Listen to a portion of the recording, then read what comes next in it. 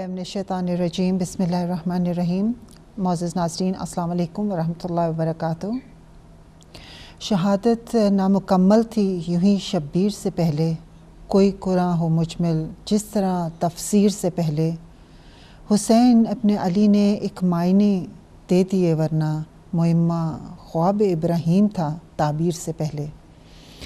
नाज़रीन, हमारा प्रोग्राम का टॉपिक कुरान और इमाम हुसैन अलैहिस्सलाम और इमाम हुसैन अलैहिस्सलाम और वाक़े करबला को हम कुरान की रोशनी में डिस्कस कर रहे हैं।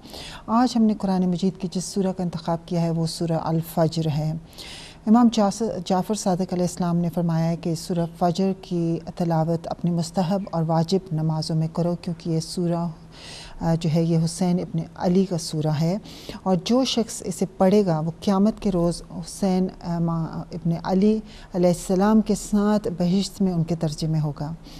और इस सूरे को 3 हिस्से में डिवाइड किया गया है। जो सबसे पहला हिस्सा है इस सूरे का, उसमें मुख्तलिफ़ कस्में खाई गई हैं और उसके बाद दूसरे हिस्से में गुज़िश्ता सरकशी करने वाली अक़वाम और उनसे खुदा के शदीद इंतकाम लेने का ज़िक्र है और तीसरे हिस्से में मसला माद और मोमिनीन के अजर को जो साहिब नफ्स मुतमइन्ना है को वाज़िह तौर पर बयान किया गया है। आइए ऐसी गुफ्तगू को आगे लेकर चलें। मेरे साथ आपको तारुफ़ कराऊँ हमारी जो मुस्तकिल प्रोग्राम की स्पीकर मोहतरमा सैयदा फ़रत हुसैन साहिबा। अस्सलाम वालेकुम वरहमतुल्लाहि वबरकातुहू। जैसा कि अभी मैंने ज़िक्र किया कि आज इंशाल्लाह हम सूरह फज्र के हवाले से गुफ्तगू करेंगे और उसी के हवाले से कि जैसे कि सूरह की इसी की इब्तिदा में हमें मिलता है कि 5 कस्में जिसमें कि खाई गई हैं, तो उसमें भी सबसे पहली जो है वो फजर वल फज्र की कसम है। तो फजर से क्या मुराद, कौन सी फजर, इस यहाँ पे किस फजर की तरफ इशारा किया गया? जी, सूरह फज्र के हवाले से आज गुफ्तगू मक़सूद है और इस सूरह की रोशनी में इंशाअल्लाह हम वाक़यात करबला को समझने और जानने की कोशिश करेंगे। तो सूरह फज्र कुरान का मक्की सूरा है और इसमें 30 आयतों पे मुश्तमिल ये सूरा है और अगर देखा जाए तो इसमें बहुत ही जामे तरीके से खुदावंद आलम ने इंसान को गफलत से बेदार होने मतलब गफलत से बेदार किया है कि तुम्हारा हकीकी मकसद ज़िंदगी का क्या है, अपनी लाइन को क्रॉस नहीं करो और हक़ को समझने की कोशिश करो। तो उसके लिए जैसा कि हमने कुरान के मिजाज को जाना और समझा है, तो उसमें खुदावंद आलम जब कोई अहम और इम्पॉर्टेंट गुफ्तगू करना उसको मकसूद होती है। वैसे तो कुरान में बिस्मिल्लाह से लेकर सूरह नास तक सभी अहम और इम्पॉर्टेंट है, मगर बाज़ चीज़ें ऐसी हैं कि जो कि अगर उनके ऊपर तवज्जो नहीं की गई तो नज़ूल कुरान का मकसद पूरा नहीं होता है, यानी वो हिदायत जो है वो मुकम्मल नहीं होती है। तो जहाँ पर कुछ गुफ्तगू ऐसी है कि जो कि इम्पॉर्टेंट है और तमाम कुरान की गुफ्तगू उस पर जो है वो मुनहसर है, तो फिर खुदावंद करीम जो है वो इस अंदाज से इंसानों को मुखातिब करता है कि कसम के ज़रिए से एड्रेस करता है वल फज्र, जैसे कि सूरह फज्र को वल फज्र इस पहली आयत ही के नाम से इस सूरह का नाम जो है वो मुंतखब किया गया है। वल फज्र वो सुबह है जो तारीकी के बाद तुलू होती है, यानी जो पहली फूट जो होती है ना, जो एक होती है वो जो पहली रोशनी जो तारीकी में के बाद एक यानी कि एक उम्मीद, एक किरण और एक कहते हैं ना कि दिन की आपकी इब्तिदा, है ना, दिन की इब्तिदा जब होती है वो जो लम्हा है कि जहाँ पे तारीकी जो है वो ज़वाल पजीर हो रही है, ख़त्म होके और रोशनी सुबह के एक नए दिन की इब्तिदा हो रही है, तो वो जो लम्हात हैं वो फज्र के लम्हात हैं। और जिसके लिए हमें मुफस्सरीन ने इस हवाले से जो तहरीर किया है, आइम्मा ताहरीन की, उस वक्त के हवाले से जो हमें इम्पोर्टेंस पता चलती है कि उस वक्त वो वक्त है कि इंसान बहुत ही बदनसीब होगा अगर उस वक्त को वो नींद में बसर करे, یعنی سوتے میں عالم خواب میں اس وقت کو اپنا بسر کرے، صرف کرے. وہ بہت بد نصیب انسان ہے جو اس وقت کی اہمیت کو، اس کی برکات کو حاصل نہیں کرتا کہ اس وقت جو نیا دن کی ابتدا ہو رہی ہے، وہ لمحات، وہ خداوند کریم کی ایک خاص رحمت اس بندے پر ہوتی ہے جو وہ اس وقت خدا کی یاد میں، خدا کی عبادت میں اور خدا سے اپنی دعاؤں کے استجاب ہونے کی التجا کرتا ہے. بے شک.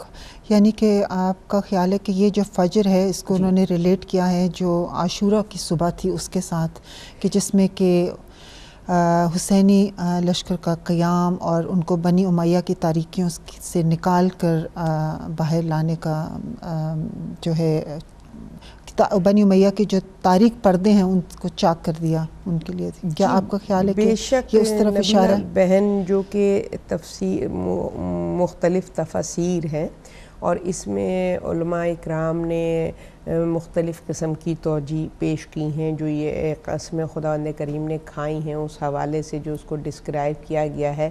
تو اس میں یہ جو ہے وقت فجر ہے اس کو مختلف طریقے سے بیان کیا گیا ہے. اس میں امام فخر الدین رازی، جیسا کہ بھی آپ نے فرمایا، انہوں نے جو اس سورہ کی تفسیر کو بیان کیا تو اس کو جو ہے وہ ایام عاشورہ جو پہلی سے لے کر اور یہ جو ابتدائی محرم کے جو 10 راتیں ہیں اس سے انہوں نے اس کو منسوب کیا ہے کہ یہ سورہ خاص کر ان ایام کی نشاندہی کرتا ہے کہ جو یکم محرم سے اور 10 عاشور تک، 10 محرم تک امام حسین کا جو وہ کربلا کا جو واقعہ جن راتوں میں جو ہے وہ ترتیب دیا گیا ہے، وہ سورہ فجر میں خداوند عالم نے جن راتوں کی طرف اشارہ کیا ہے یا جس صبح کی طرف اشارہ کیا ہے، یہ وہی اوقات ہیں کہ جو کربلا میں امام حسین علیہ السلام کے ساتھ ان ابتدائی 10 دنوں میں اور راتوں میں جو اوقات ہیں اس سے تعبیر کیا گیا ہے. جو پہلے 10 راتوں کا ذکر ہے تو آپ کا خیال ہے کہ وہ محرم کی پہلے 10 راتوں کا ذکر؟ جی بالکل. اگر آپ دیکھیے تو تفاسیر میں ہم کو ملتا ہے کہ ان 10 راتوں کو مختلف طریقے سے بیان کیا ہے کہ ذی الحج کی ابتدائی 10 راتیں جو ہیں اس سے بھی منسوب کیا گیا ہے مفسرین نے، اور رمضان کی بھی جو آخری 10 راتیں ہیں. تو اگر آپ ان تمام راتوں کو بھی اگر ان کے ساتھ آپ ایڈ کیجئے تو آپ دیکھیے کہ کنیکشن ہے.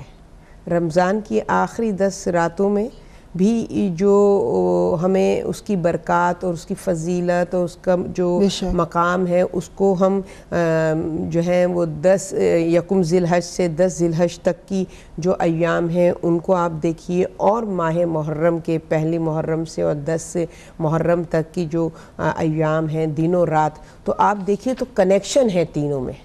بالکل تینوں میں مقصد ایک ہے، میسیج ایک ہے، بیداری کا میسیج. بے شک. اور والفجر سے مراد شب قدر کے بعد والی رات ہو سکتی، کیونکہ اور یہ یہاں پہ بھی اگر شب عاشورہ لیں تو ساری رات انہوں نے عبادت میں گزاری، تو وہ ان کی عبادت کی رات تھی. یعنی کہ انسان کی زندگی میں اگر معرفت رب پیدا ہوتا ہے تو اس کی وہ جو کیفیت اس کے اندر پیدا ہوتی ہے تو وہ بالکل ایسے ہے کہ جیسے کہ اس کی زندگی کی ایک نئی صبح طلوع ہوئی ہے. تو وہ نئی صبح طلوع ہوئی ہے اور اس کے بعد اس کے جو شب و روز ہیں وہ ان شب و روز میں اس کی معرفت میں مزید اضافہ ہوتا چلا جا رہا ہے، اور اس کیفیات کی وجہ سے خداوند عالم نے ان لمحات کو، ان اوقات کو جو ہے وہ اہمیت دی ہے اور ان کی قسم کھائی ہے. اور آپ دیکھیے کہ وہ کیفیات ہم کو ایام اضحیٰ میں اور وہ جو محرم کے 10 ایام ہیں اگر آپ اس میں دیکھیے تو امام حسین نے کس طریقے سے تمام عالم انسانیت کو اپنے کردار اور اپنے عمل کے ذریعے متوجہ کر کے خدا کی طرف متوجہ کیا ہے، خدا سے قریب تر کیا ہے. اگر کوئی بھی امام حسین کے ان کی زندگی کے آخری ان 10 ایام کو اپنے لیے نمونہ عمل بنا لے تو پھر ہم انشاءاللہ آگے ذکر کریں گے کہ پھر اسی سورہ میں خداوند عالم پھر اس ریوارڈ کا بھی ذکر کرتا ہے جو انسان کے اندر ایک روحانی تبدیلی، ایک فکری بلندی پیدا ہوتی ہے، تو پھر خداوند عالم ایسے انسان کو کس طریقے سے مخاطب کرتا ہے اور کیا درجات عطا کرتا ہے۔ بے شک۔ تو اس کی دیکھیں نا، وہ کہتے ہیں واللیال اذا یسر، جس میں کہ قسم اس رات کی جب کہ وہ جانے لگے، تو یہ کون سی رات ہے جب کہ وہ رات ختم ہو رہی ہے؟ تو کیا اس سے بھی وہی مراد ہے جو ابھی ہم نے ڈسکس کیا کہ وہ شب عاشورہ کی رات ہے؟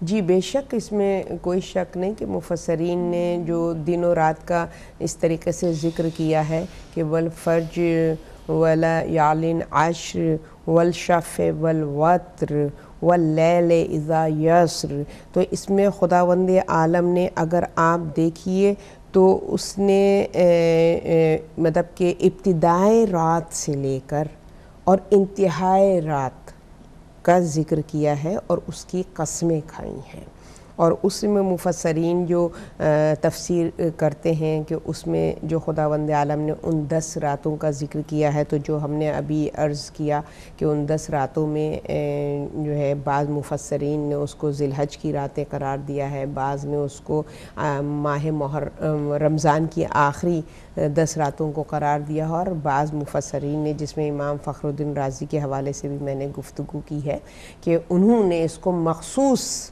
کربلا کے ایام سے ریلیٹ کیا ہے کہ یہ راتوں کا جو ذکر ہے یہ وہ راتیں ہیں کہ جو کہ کربلا کے ماہ محرم کی ابتدائی 10 راتیں ہیں۔ اس میں جو ہے والشفع والوتر کی جو قسم کھائی ہے خداوند عالم نے، تو اس میں آپ فرماتے ہیں کہ وہ امام کی وہ عبادات ہیں کہ جس کے لیے امام نے مہلت مانگی تھی، ایک شب کی مہلت مانگی تھی، اور وہ جفت و طاق کی جو کیفیت ہے، یعنی کہ آڈ اینڈ ایون، جی، یعنی کہ بعض عبادات ایسی ہیں، بعض نمازیں ایسی ہیں، جیسے کہ نماز وتر جو ہے وہ 1 رکعت ہے، نماز شب جو ہے وہ 2 رکعت ہے، تو آڈ اینڈ ایون فیگر ہے۔ تو وہ نماز کے جو امام نے نماز شب اس اپنی زندگی کی آخری رات میں ادا کی ہے، اور کس کیفیت میں ادا کی ہے کہ چاروں طرف دشمنوں کا نرغہ ہے اور معلوم ہے کہ ہماری جان خطرے میں ہے، مگر آپ کے لیے دشمن کا خطرہ کوئی معنی، کوئی حقیقت نہیں رکھتا تھا کہ آپ نے اس خطرناک رات میں بھی نماز شفع اور نماز وتر کو ادا کیا، اور بتایا کہ جس کے دل میں خوف الہی ہو وہ دل کسی اور خطرے کی طرف متوجہ نہیں ہوتا ہے۔ بے شک آپ نے صحیح فرمایا کہ کیونکہ ہم جیسے کہ ابھی کہا کہ زیادہ پاسبلٹی ہمیں یہی لگتا ہے کیونکہ اس کا جو ہے تعلق ماہ محرم کی پہلی 10 راتوں سے، کیونکہ وہی شب و روز جو ہیں وہ بقائے مذہب دین کے شب و روز تھے، تو اس لیے ناظرین ہماری جو لائیو کالز ہیں وہ ہماری اوپن ہیں، آپ ہمارے ساتھ پروگرام میں شرکت کر سکتے ہیں۔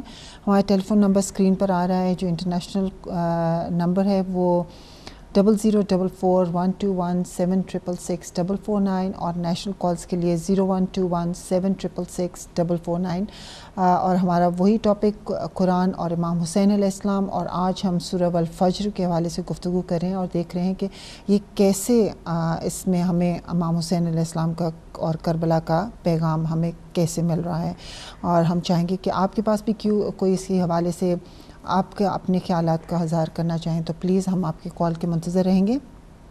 آگے چلتے ہیں، جیسے کہ اسی سورہ کی آیت نمبر 6 سے 10 میں کہتے ہیں کہ مختلف 3 قوموں کا ذکر کیا گیا ہے اور ان کی سرگزشت اور ان کا ظلم کا، تو اس کو آپ سمجھتے ہیں کہ بنی امیہ کے ظلم کے ساتھ کمپیئر کیا گیا کہ یا ان کو اشارہ کیا گیا کہ تمہارا بھی انہی قوموں جیسا حال ہوگا جو کہ ان قوموں کا تھا، کیونکہ جو ان میں صفات تھیں وہی تم میں نظر آ رہی ہیں۔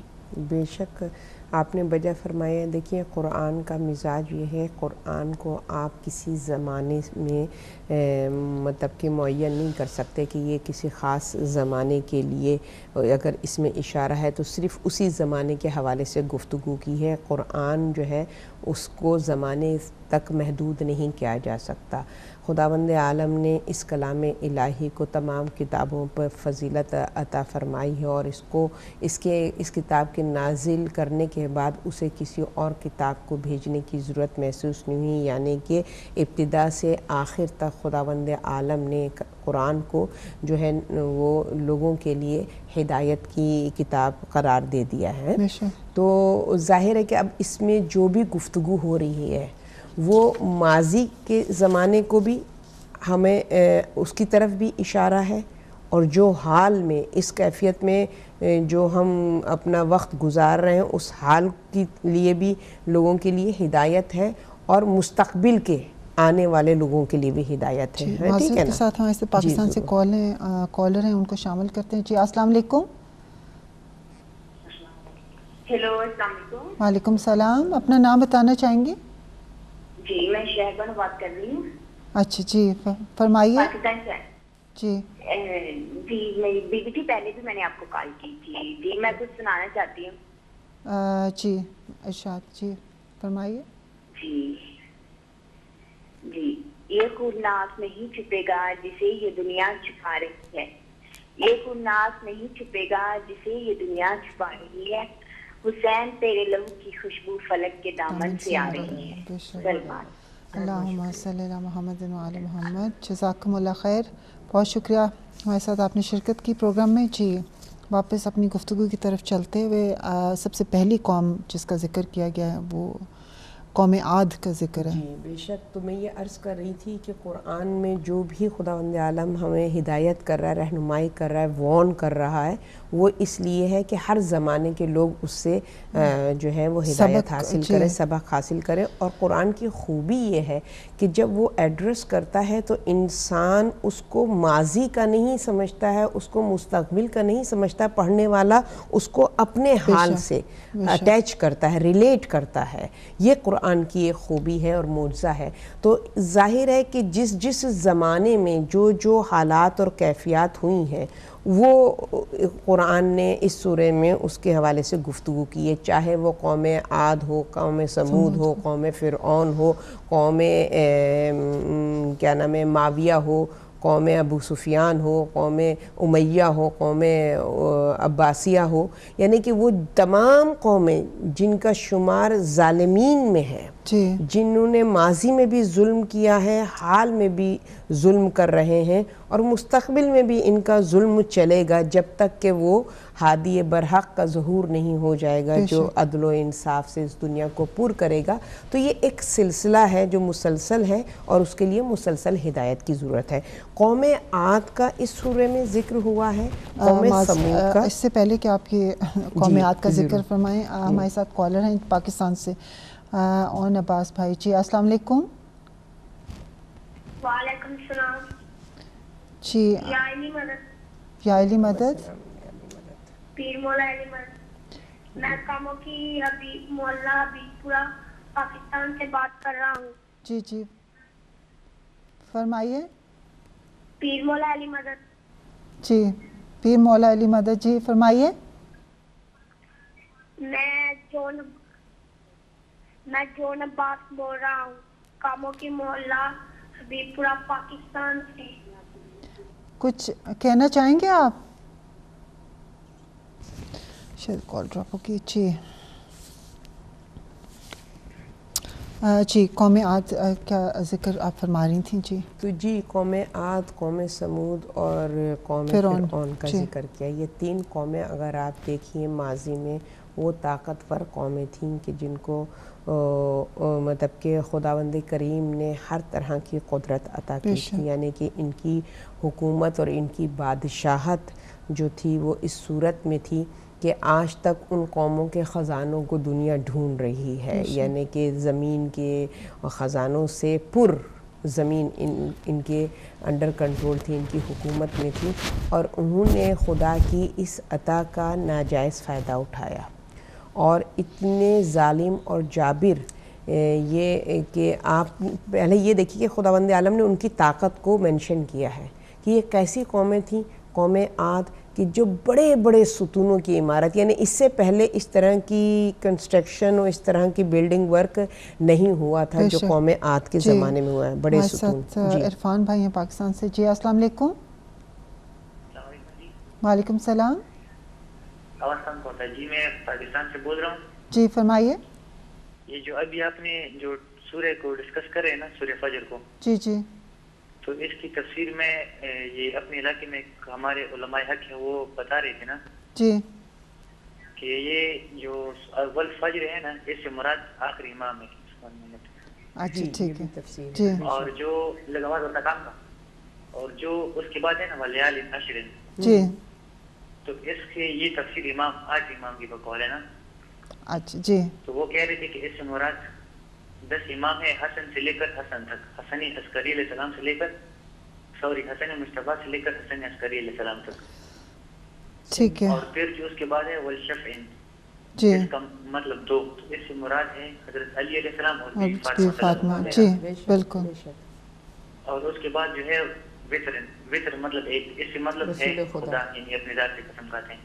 تو پھر امام سے پوچھا گیا کہ آپ نے اللہ نے امام 10 اماموں کو 10 راتوں سے تشبیہ کیوں کی ہے؟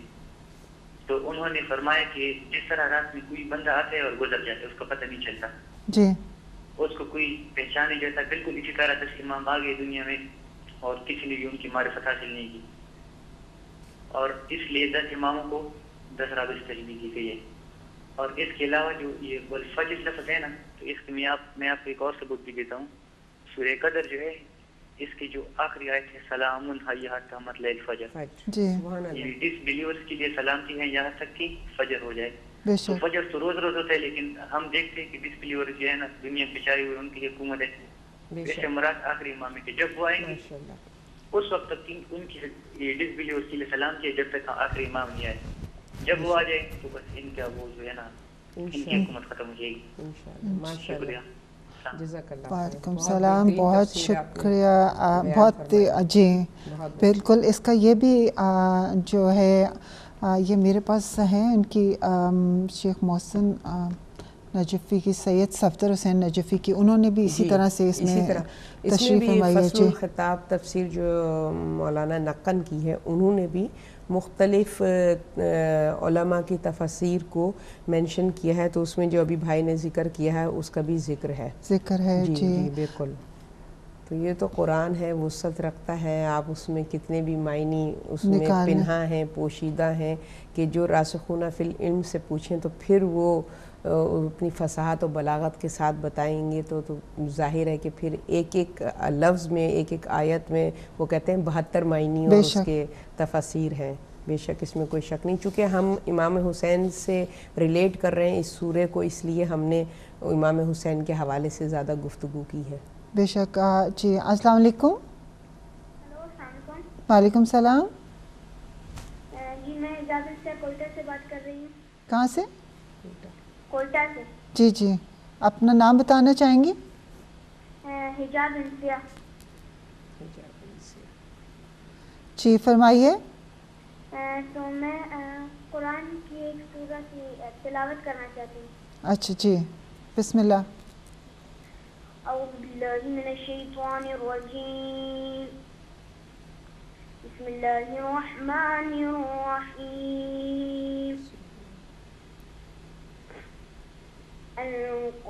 القارعة ما القارعة وما أدراك ما القارعة يوم يكون الناس كالفراش المبثوث وتكون الجبال كالعهن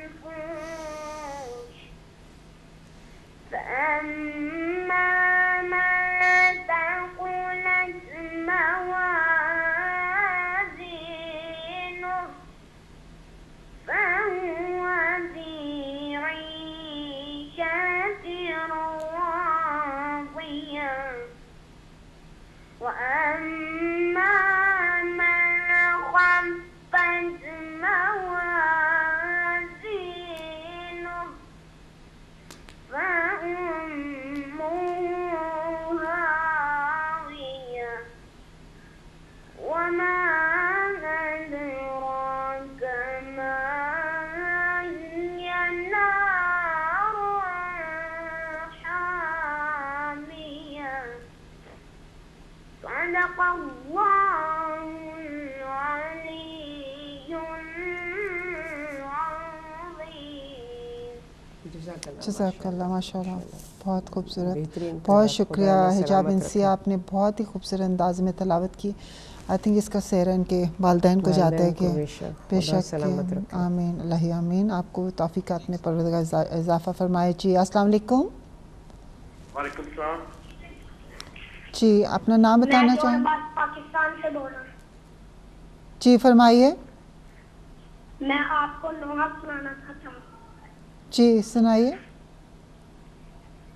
بن جا تو میرا ضامن، رہوں گی پھر کبھی نہ، بن جا تو میرا ضامن، رہوں گی پھر کبھی نہ، عابد تھے یہ معصومہ، عابد تھے یہ معصومہ، کہتی پکڑ کے دامن، رہوں گی پھر کبھی نہ، بن جا تو میرا ضامن، رہوں گی پھر کبھی نہ، روتی ہوں اس لیے میں اصغر کو یاد کر کے، روتی ہوں اس لیے میں اصغر کو یاد کر کے، میرے بھائی سے زیادہ،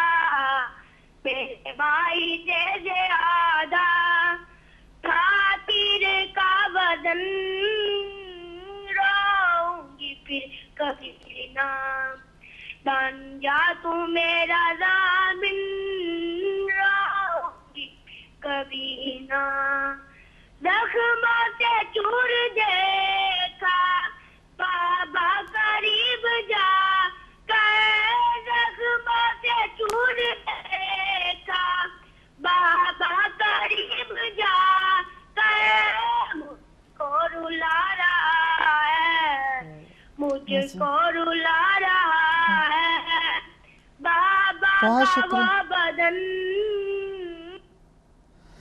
بہت شکریہ آپ کا۔ جی جزاک اللہ۔ جی واپس اپنی گفتگو کی طرف چلتے ہوئے قوم عاد کے گفتگو کر رہے تھے ہم ان کے بارے میں۔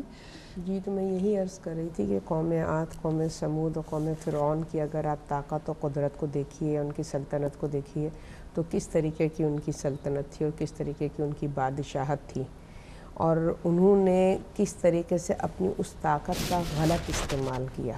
تو خداوند عالم پہلے ان کی اس حکومت کو بیان کر رہا ہے کہ کیا طاقتور تھے، کتنے اونچے ستونوں کے انہوں نے مکان بنائے، پتھر کے سینے میں تراش کے اس پہ انہوں نے مضبوط مکان بنائے، یعنی کہ اتنے اسٹرانگ مکان بنائے کہ آج بھی اس کے آثار مطلب کہ موجود ہیں۔ اگر آپ اہرام مصر وغیرہ کو دیکھیں تو اس کے باوجود مگر خدا کی نافرمانی کی تو کس طریقے سے وہ نیست و نابود ہو گئے ہیں، کس طریقے سے ان کی باوجود ان کی طاقت و قدرت کے خداوند کریم کی فقط ایک جو ہے نا خدا نے ایک کہنا چاہیے ایک پھونک میں ان کو نیست و نابود کر دیا ہے، زمین دوز کر دیا، زمین بوز کر دیا ان کو۔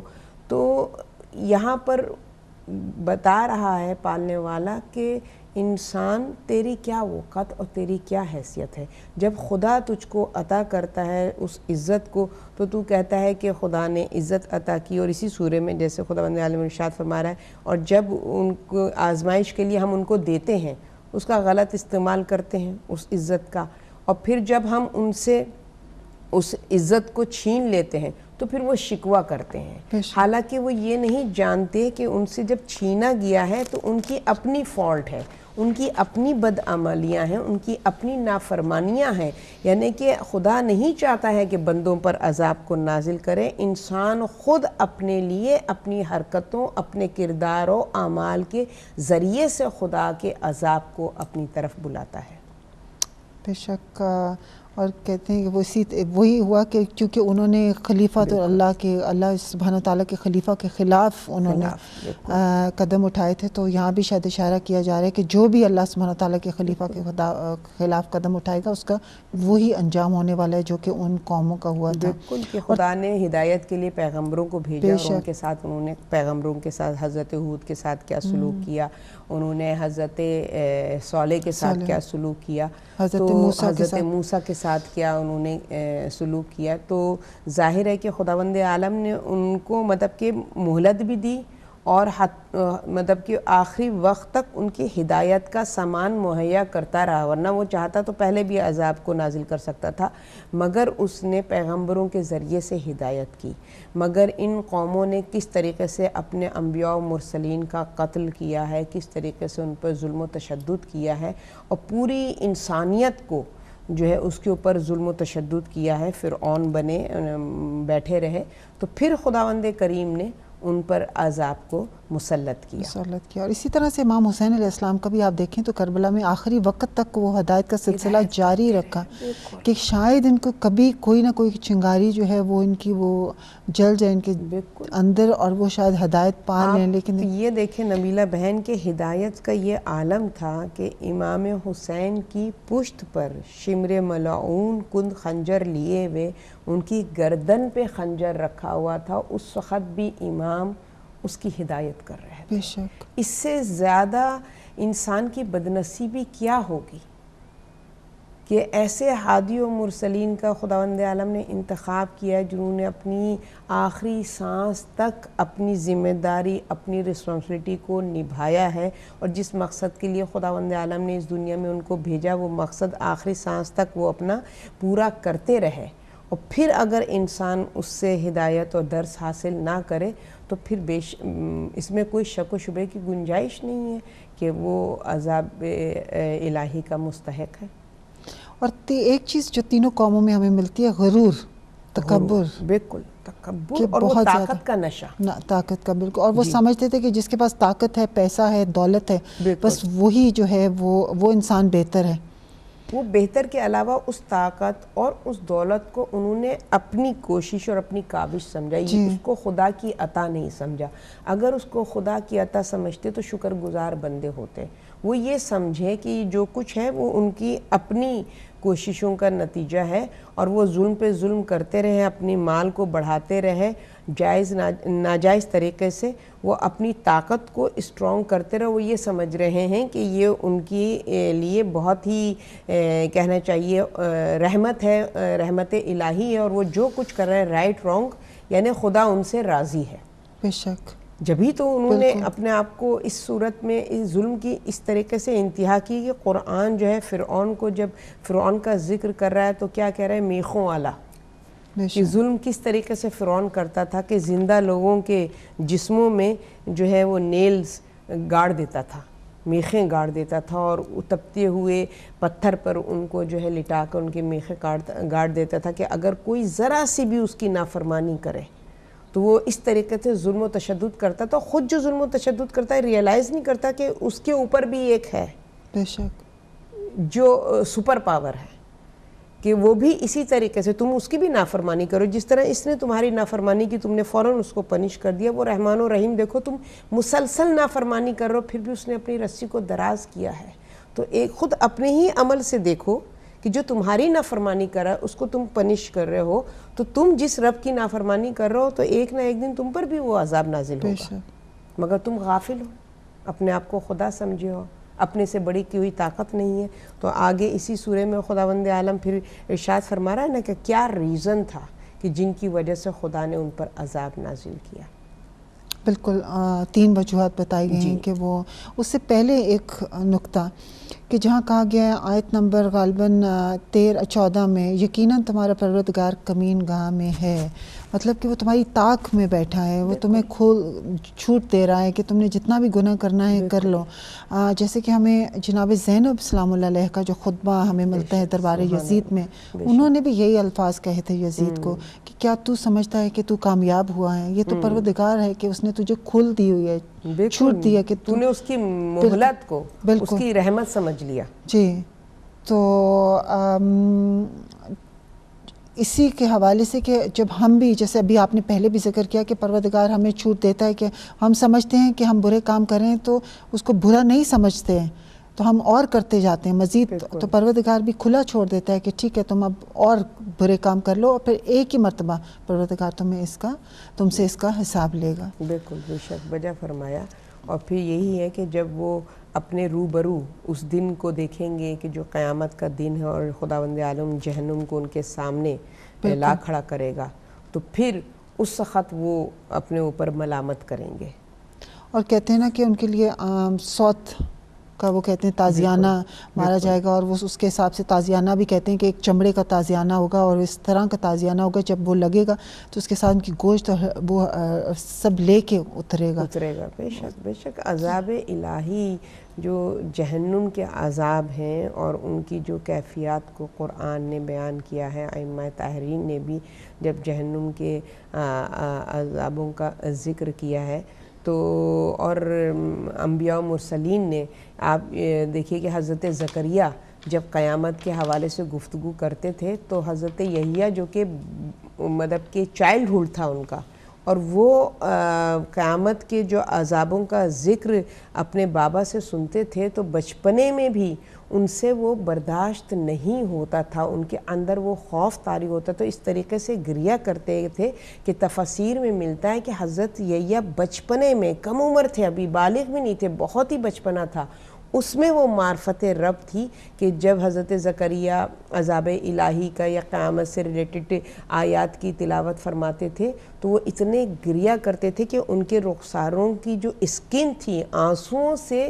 اس طریقے سے ناسور ہو گیا تھا، زخم ہو گئے تھے، کھال بالکل اتر گئی تھی۔ تو حضرت زکریہ دیکھتے تھے کہ جہاں بھی وہ واعظ دیتے تھے، خطاب کرتے تھے کہ کہیں یحییٰ تو موجود نہیں ہے اس کراؤڈ میں، اس مجمع میں، کیونکہ ان سے وہ آیات برداشت نہیں ہوں گی۔ تو آپ سوچئے کہ وہ آیات الہی کہ جو ہمیں وارن کرتی ہیں اس کے عذاب سے، وہ میدان محشر سے، حساب و کتاب سے، اور ہمارے اندر وہ نبی معصوم، اس کے اندر وہ کیفیت خوف الہی سے پیدا ہو جائے، اور ہم جو گناہ میں سر سے پاؤں تک ڈوبے ہوئے ہیں، اور اتنی غفلت ہے ہمارے اندر کہ ہمیں وہ آیات نہیں جھنجھوڑتی ہیں، ہم ان آیات سے کب بیدار ہوں گے؟ اسی سورہ والفجر میں خداوند عالم ارشاد فرماتا ہے کہ جب ان کے روبرو عذاب الہی آ جائے گا، یعنی کہ وہ جہنم کو اپنے سامنے دیکھیں گے تو پھر کہیں گے یقولو یا لیتنی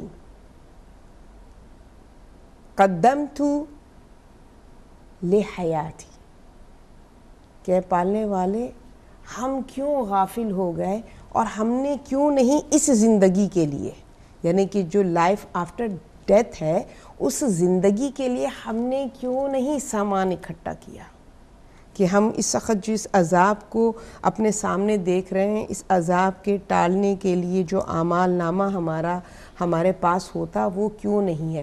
مگر اس وقت خداوند کریم ارشاد فرماتا ہے اس وقت وقت ان کے ہاتھ سے نکل چکا ہوگا، اور کف افسوس ملنا جو ہے ان کے کوئی کام نہیں آئے گا۔ تو یہ آیات ہمیں بیدار کر رہی ہیں، جب تک تمہارے جسم میں روح ہے ان آیات کو پڑھو اور اپنے آپ کو غفلت سے بیدار کرو۔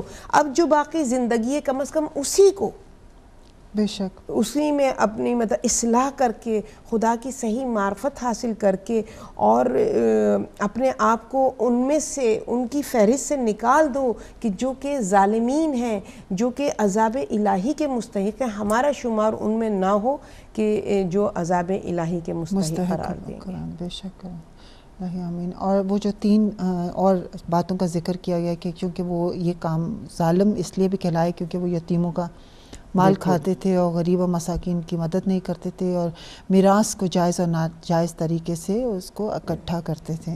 تو اسی کے حوالے سے کہ یہ ایسے فعل ہیں کہ جن کا پروردگار اس میں بیان فرما رہا ہے کہ اس کی بھی سزا اتنی سخت اور عذاب سخت ہے۔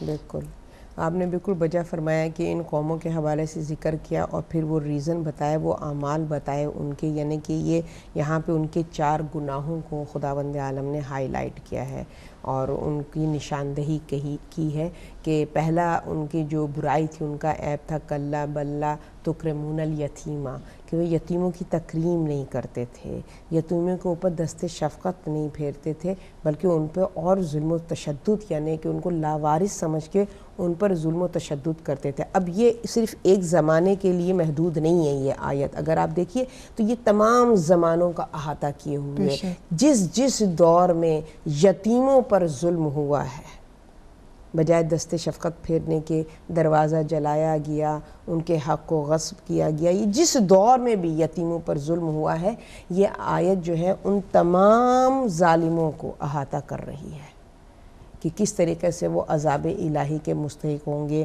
کچھ ماضی میں ہو چکے کہ زمانے کے لیے خداوند عالم کو ان کو مثال بنانا تھا، اور کچھ عذاب الہی میں مبتلا ہوں گے۔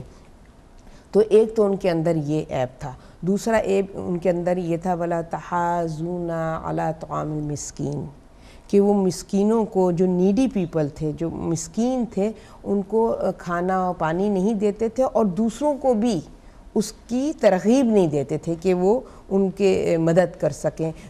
اب آپ دیکھیے جن قوموں نے مظلوموں پر، مسکینوں پر کھانا و پانی بند کیا، وہ تمام قومیں اس آیت کے زیر اثر ہیں، یعنی کہ احاطہ کیے ہوئے ہیں وہ تمام قومیں کہ جنہوں نے کھانا و پانی مسکینوں پر، محتاجوں پر، غریبوں پر جو ہے وہ بند کیا اور ان کو نہیں دیا۔ اور ہمارے ساتھ انیس بھائی ہیں نیو یارک سے، جی ان کو شامل کرتے ہیں۔ السلام علیکم۔ وعلیکم السلام، انیس صدر بات کر رہا ہوں۔ آپ کا پروگرام بہترین ہے، اور خاص طور پر آج کا جو ٹاپک ہے وہ تو یقیناً ایسا ہے کہ اس کے لیے تو بہت زیادہ وقت چاہیے، قرآن اور امام حسین علیہ السلام۔ اور میں یہ سمجھتا ہوں کہ جہاں قرآن ہے وہاں امام حسین علیہ السلام ہے۔ اگر کوئی قرآن کو نہیں سمجھ سکتا تو یقیناً امام حسین علیہ السلام کی عظمت کو نہیں سمجھ پائے گا۔ مجھے صرف یہ بات ایک مجھے پوچھنی تھی آپ سے، اور میں نے مختلف علماء سے بھی معلوم کی ہے کہ آخر جب نوکہ نیزر پہ سر امام حسین علیہ السلام تھا تو اس میں سورہ کہف کی آیت کیوں پڑھی؟ اس کی ذرا تھوڑی سی وضاحت آپ یہاں پہ کر دیجیے، شکریہ۔ جی واپس گفتگو کی طرف جاتے ہوئے آپ فرما رہی تھیں کہ مساکین و فقراء کو جو ہے وہ کھانا نہیں کھلاتے تھے، تو اسی حوالے سے بہت اچھا آپ نے پوائنٹ بتایا کہ جس دور میں بھی لوگوں پہ پانی بند کیا یا ان کا کھانا بند کیا تو وہ سب لوگ اسی زمرے میں آتے ہیں کہ سزا کے حقدار ہوں گے۔ اور اس کے ساتھ جو آخری پوائنٹ اسے بھی میں کہوں گی کہ آپ اس پہ بھی تھوڑی سی وضاحت فرما دیں تاکہ پھر اگلے دوسرے پوائنٹ کی طرف چلیں، کیونکہ ہم وقت کی نزاکت کو دیکھتے ہوئے۔ اور پھر تیسرا جو ان میں برائی بتائی وہ یہ کہ وہ میراث جو ہوتا تھا، یتیموں کی جو میراث تھی اس پہ وہ قبضہ کر لیتے تھے، جائز اور ناجائز طریقے سے۔ ہاں، اس سے جائز و ناجائز قبضہ کر کے اپنی دولت میں اضافہ کرتے تھے۔ یہ بھی آپ کو ہسٹری میں، تاریخ اسلام میں بھی نظر آئے گا، اور اس سے پہلے کے دور میں بھی نظر آئے گا، ہر دور میں جو ہر دور میں فرعون نے بھی دولت کس طریقے سے جمع کی تھی، اور اس کے بعد بھی مختلف ادوار میں یہ سلسلہ قائم رہا ہے۔ تو حق دار کو حق نہیں ملا، میراث روکی گئی ہے، اور جس کی وجہ سے ظاہر ہے وہ عذاب کے مستحق ہوئے۔ اور تھرو آؤٹ میں سمجھتی ہوں بنو عباس، بنو امیہ کا یہی تھا، یہی رویہ اور طریقہ رہا ہے ہر ظالم کا۔ آپ فی زمانہ بھی دیکھ لیجئے، ہر ظالم کا یہی رویہ اور طریقہ رہا ہے کہ انسان کو اتنا بے بس اور غریب و مسکین کر دو کہ وہ ہمارے ظلم کے آگے اپنا سر نہ اٹھا سکے۔ ظاہر ہے کہ جب وہ اتنا کمزور ہو جائے گا، اتنا نہتا ہو جائے گا، خالی تہی دست ہو جائے گا، خالی ہاتھ ہو جائے گا، تو وہ ظاہر ہے کہ وہ اس کو بس یہ ہوگا کہ میری صبح شام ہی گزر جائے تو بڑی بات ہے۔ مگر اس فکر کو امام حسین نے اپنے ریولوشن، اپنے انقلاب سے بدلا ہے کہ ظالم کے ظلم سے اپنے آپ کو کمزور نہیں بنانا، یہ جتنا کچھ چھین لے۔ جناب زینب کے کردار کو دیکھ لیجئے، کیا تھا جناب زینب کے پاس۔ ہمارے ساتھ کالر ہیں بریڈ فورڈ سے۔ جی السلام علیکم۔ السلام علیکم۔ وعلیکم السلام۔ جی نجف شاہ بات کر رہا ہوں بریڈ فورڈ سے۔ جی جی فرمائیے بھائی۔ جی میں اپنے ٹی وی کی وساطت سے پوری دنیا عالم اسلام کے جتنے مسلمان سے ان سے درخواست کرنا چاہتا ہوں کہ بی بی زینب سلام اللہ علیہ کے ملک شام کے لیے خصوصی دعا فرمائیں کہ جو وحشی درندے لالچی درندے وہاں گھس گئے ہیں اللہ انہیں ذلیل و رسوا نکالے باہر اور ملک شام کی خیریت فرمائے. باقی یہ ہے کہ امام حسین علیہ السلام قرآن ہے اور قرآن امام حسین علیہ السلام ہے, دونوں ایک ہی ہیں اور نبی پاک کی بات ہمیں بتا گئے ہیں. اور آج اگر کوئی انسانیت دنیا میں ہے تو امام حسین علیہ السلام کا صدقہ, ان کی قربانیوں کا صدقہ ہے. بے شک, سبحان اللہ. اللہ تعالیٰ کی ذات ہم سب کو ان کے طرز عمل پہ چلنے کی توفیق عطا فرمائے. بہت شکریہ. بہت شکریہ آپ کا بھائی, آپ نے کال کی. اور ناظرین یہ ہماری آخری کال تھی اور اب ہم اپنی گفتگو کو بھی اختتام کی طرف لے جاتے ہیں. جی آپ فرما رہی تھیں کہ جو تیسرا ایک میراث کو جائز اور ناجائز طریقے سے اکٹھا کرتے تھے, اس کے بعد جو آخری پوائنٹ اس سورہ کا سب سے اہم پوائنٹ ہمیں ملتا ہے, جس کی وجہ سے یہ آئی تھنک اس سورہ میں کہوں گی جان ایک پیدا ہو جاتی ہے, اور وہ ہے نفس مطمئنہ کا پیغام. کیونکہ ظاہر ہے کہ آپ دیکھیں کہ اس سورہ میں ان نافرمانوں کا ذکر کیا, اور پھر ان کے اندر جو ایوب تھے جس کی وجہ سے وہ عذاب کے مستحق ہوئے اس کا ذکر کیا, اور اس کے بعد خداوند عالم نے ایک رول ماڈل کو پیش کیا ہے, ایک ایسی ہستی کو پیش کیا ہے کہ وہ اگر تم اس کو نمونہ عمل بنا لو تو تم اپنے آپ کو ان عذابوں سے بچا سکتے ہو جو ان قوموں پر نازل ہوئے ہیں.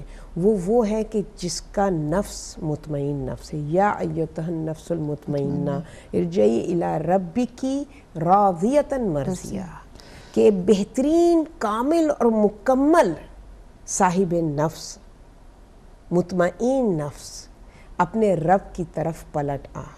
کس صورت میں؟ کہ تو اپنے رب سے راضی, یعنی کہ پہلے کیا, تو اپنے رب سے راضی اور تیرا رب تجھ سے راضی.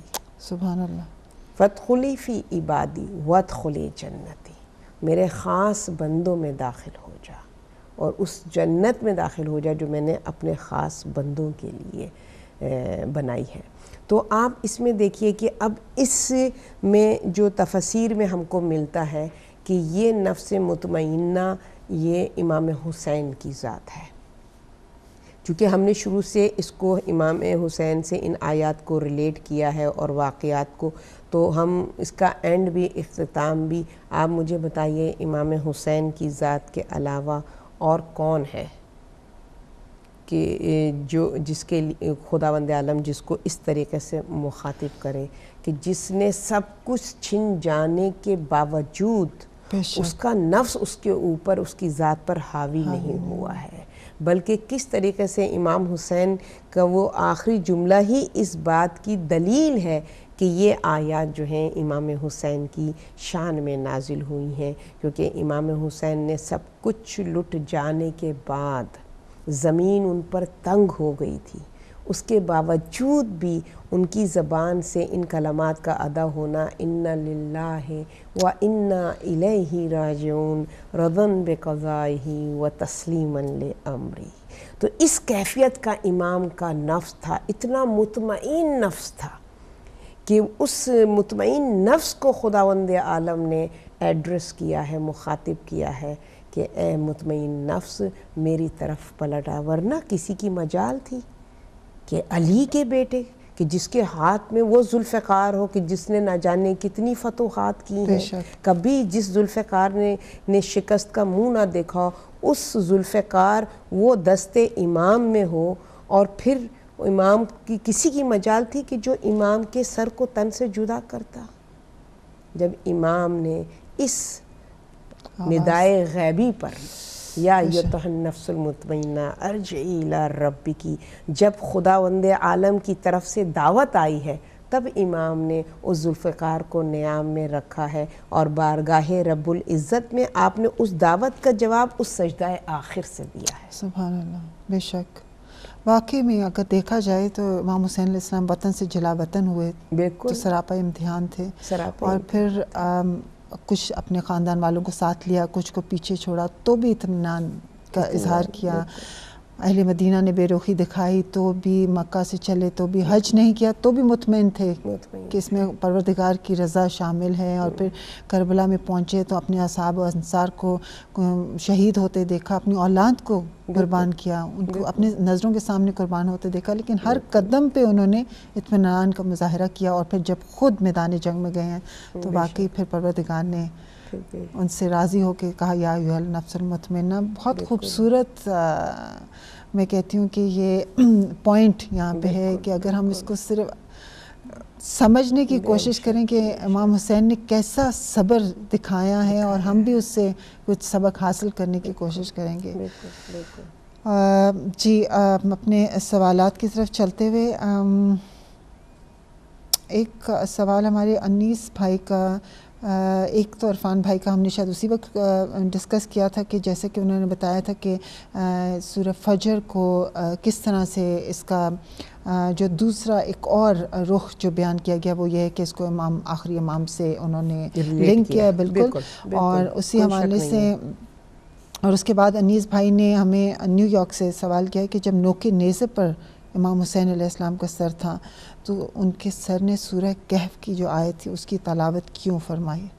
ہاں بے شک اس سورہ کہف میں جو ہے وہ امام حسین نے ظاہر ہے ان ظالمین کو ایڈریس کر کے اس سورہ کہف میں خداوند عالم نے جن قوموں کا ذکر کیا ہے اور ان کے رویے کا ذکر کیا ہے، اور پھر وہ قومیں کہاں رہیں، نیست و نابود ہو گئیں، تو امام نے بھی ان مسلسل اس آیت کی تلاوت اس لیے کی تاکہ تم حق کو پہچان سکو، تم اپنے آپ کو غفلت سے بیدار کر سکو۔ تو میں انشاءاللہ اس وقت میرے ذہن میں ایگزیکٹ اس کے ورڈنگ نہیں ہے، اصحاب کہف کی بھی وہ ہے نا کہ وہ جیسے وہ لوگ چلے تھے، سے انہوں نے اپنے آپ کو مطلب کہ اپنے عقیدے کو قربان نہیں کیا، بے شک، ہے نا، اپنے عقیدہ ظالم و جابر بادشاہ تھا، اپنے عقیدے کو قربان نہیں کیا، بلکہ انہوں نے بھی ایک طریقے سے جلا وطنی کو اختیار کیا، اور اپنے آپ کو جو ہے وہ غار کہف میں اپنے آپ کو مطلب کہ پوشیدہ کر دیا، حق کے لیے، وہ بھی کھڑے ہوئے، بالکل، اپنے انہوں نے یہ ایک قدم ان کے قدم اٹھایا۔ تو اس میں ظاہر ہے کہ اگر آپ سورہ کہف کو پڑھیے تو ہمیں بہت سی، اور پھر حضرت خضر کے وہ جو 3 قصے ملتے ہیں اس میں بھی ہر ایک قصے میں ایک پیغام، تو اس طرح سے کیونکہ میرا خیال ہے امام حسین علیہ السلام شاید ہماری توجہ دلوانا چاہ رہے تھے کہ وہ جو سورہ کہف ہے اس کو پڑھو اور سمجھو کہ وہ کیا پیغام دے رہی ہے۔ بالکل بجا فرمایا کہ ظاہر ہے ان کا مقصد جو تھا ہدایت کرنا تھا، تو وہ نوک نیزہ پہ بھی اپنے مقصد کو پورا کر رہے تھے، اور ایک آیت نہیں کئی آیات کی امام نے تلاوت فرمائی ہے، اور انشاءاللہ ہم اپنے اگلے پروگراموں میں ضرور، میرے بھائی نے اس طرف متوجہ کیا تو میں خاص ورڈنگ کے ساتھ، تاکہ میں پراپر طریقے سے، اس وقت میرے ذہن میں ایگزیکٹ اس کے ورڈنگ نہیں ہے، تو میں انشاءاللہ اس کے حوالے سے ضرور گفتگو کروں گی انشاءاللہ۔ جی، اور یہ بریڈ فورڈ سے نجف شاہ بھائی ہیں، انہوں نے کہا تھا کہ دعا کے لیے انہوں نے کہا ہے کہ شام میں جناب زینب سلام اللہ علیہ کے روزے کے حفاظت کے لیے، اور کی کہ وہ خیریت سے وہاں پہ سب کی خیریت رہے شام میں، اس کے حوالے سے بھی جو لوگ وہاں پہ بیچارے خام خواہ کے جو لوکل لوگ بھی ہیں اور باہر کے بھی جو سارے تمام مسلمان ہیں وہ مارے جا رہے ہیں، ان کے لیے بھی دعا کریں، اور دعا کے لیے انہوں نے کہا ہے ان کے، اور بس اب یہ کہ اگر انسانیت دنیا میں باقی ہے تو ان کا ایک پیغام تھا کہ یہ امام حسین علیہ السلام کی وجہ سے یہ باقی ہے۔ بالکل، بے شک اس میں کوئی شک نہیں ہے کہ محافظ تمام روزوں کے محافظ جو ہیں امام زمانہ علیہ السلام وہ موجود ہیں، قائم ہیں، اور انشاءاللہ تعالی ایک دن ایسا ضرور آئے گا جب ظالموں کی رسی کو خداوند عالم جو ہے وہ کھینچے گا اور ان کو عذاب شدید میں مبتلا کرے گا۔ اس میں کوئی شک نہیں کہ اسلام کے لبادے میں ایسے منافقین آ گئے ہیں کہ جن کی یہ کوشش ہے، اور انہوں نے جو ہے وہ اس بات پر وہ کام بھی کر رہے ہیں کہ حضرت زینب کے روزے کو منہدم کرنے کے جو ہے آرڈر جاری ہو گئے ہیں، تو یہ ہم اہل تشیع کے لیے کوئی نئی خبر نہیں ہے. اگر آپ دیکھیے واقعات کربلا کے بعد ہم کو مسلسل یہ واقعات ملتے ہیں. پہلا جس نے روزے کے اور مسجد کے ساتھ بے حرمتی کی ہے وہ یزید کا دور ہے کہ یزید نے سن 62 ہجری میں مدینہ کو تاراج کیا ہے. تو یہ یزیدی آج بھی موجود ہے, ان کی نسل آج بھی موجود ہے, اور وہ ہر ممکن کوشش کر رہے ہیں. امام حسین کے روزے کو کتنی دفعہ منہدم کیا گیا, مگر جب بھی منہدم کیا ہے ہر بار اور بہترین اور عالی شان تعمیر ہوا ہے. تو یہ خدا کی قدرت ہے کہ تم سمجھتے ہو کہ طاقت تمہارے پاس ہے اور تم جو چاہو کر سکتے ہو, مگر اس کی طاقت کے آگے کسی کی طاقت نہیں ہے. تم اپنی انتہا تک پہنچ جاؤ. تم اگر مسمار کر رہے ہو تم مسمار کر دو, مگر خداوند کریم اس روزے کو اتنا شاندار تعمیر کروائے گا, کیونکہ وہ اس بی بی کا روزہ ہے کہ جس کا اسلام پر اتنا احسان ہے کہ آج سو کالڈ مسلمان بھی اگر اپنے آپ کو مسلمان کہہ رہا ہے تو وہ جناب زینب کی ان کاوشوں کا نتیجہ ہے. تو یہ تو بدنصیب انسان ہے, ناشکرہ انسان ہے. اس نے جب خدا کے احسانات کو نہیں مانا تو اس کے نمائندوں کے احسانات کو کیا مانے گا. بے شک. بہت شکریہ محترمہ فیض صاحبہ, ماشاءاللہ آپ نے بڑے خوبصورت انداز میں سورہ الفجر کی جو تشریح تھی وہ بیان فرمائی, اور جزاکم اللہ خیر. الحمدللہ. اور ناظرین بس آخر میں بھی جو ایک اسی سورہ فجر کا آخری پوائنٹ یا ایتھا النفس المطمئنہ کے حوالے سے آپ کے خدمت میں پیش کرنا چاہتی ہوں. کربلا کی شام عصر کا ہنگام ہے, 3 شب و روز کا پیاسا رہا, لاشوں پہ لاشیں بھی اٹھاتا رہا, صبر کے جوہر بھی دکھاتا رہا, شکر میرا رب لب پہ سے جاتا رہا. اپنے بھرے گھر کو لٹا کر حسین, لاشائے اکبر کو اٹھا کر حسین, لاشوں سے مقتل کو سجا کر حسین, وعدہ طفلی کو نبھا کر حسین, چہرے پر تمانیت کے جوہر سجاتا رہا. موت پہ تو دشت میں ایسا گرا, موت پہ تو دشت پہ ایسا گرا, موت کے ماتھے پہ پسینہ گرا.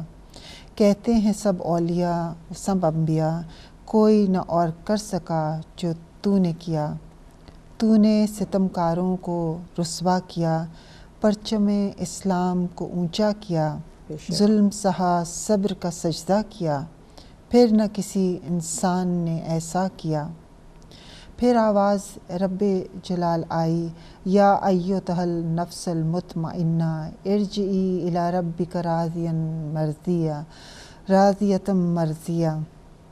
لو تو میرے قرآن کی تفسیر ہے, تو ہی میرے دین کی تقدیر ہے. بے شک. کرب و بلا خلد کی تصویر ہے, میری رضا تیری جاگیر ہے. بس اس کے ساتھ ہی ناظرین اجازت چاہتے ہیں. کل انشاءاللہ آپ کی خدمت میں پھر حاضر ہوں گے, سیم ٹائم سیم پلیس. اپنا خیال رکھیے گا. السلام علیکم ورحمۃ اللہ وبرکاتہ.